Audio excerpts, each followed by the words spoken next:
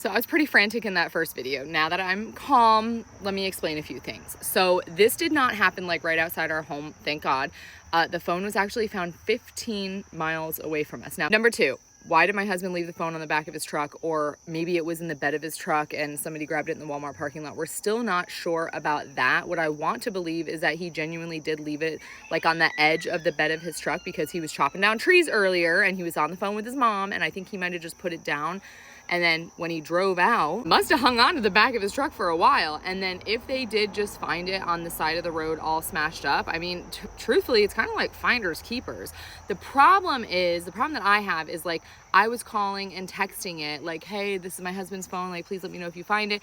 And when the police officer went up there, they denied. That is the problem that I have. So yes, it was totally my husband's fault.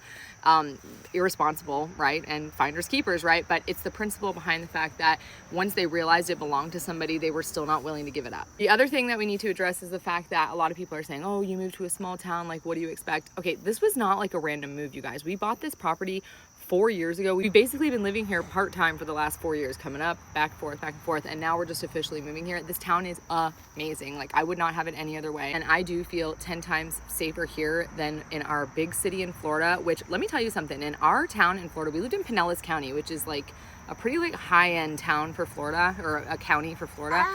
We would have people come right up to our cars in the middle of the night. The Ring cameras would get it on the camera and try to open our car doors. If our car door was left unlocked, like, they would ransack our entire vehicle. And this happened multiple times, right? This wasn't like a random event.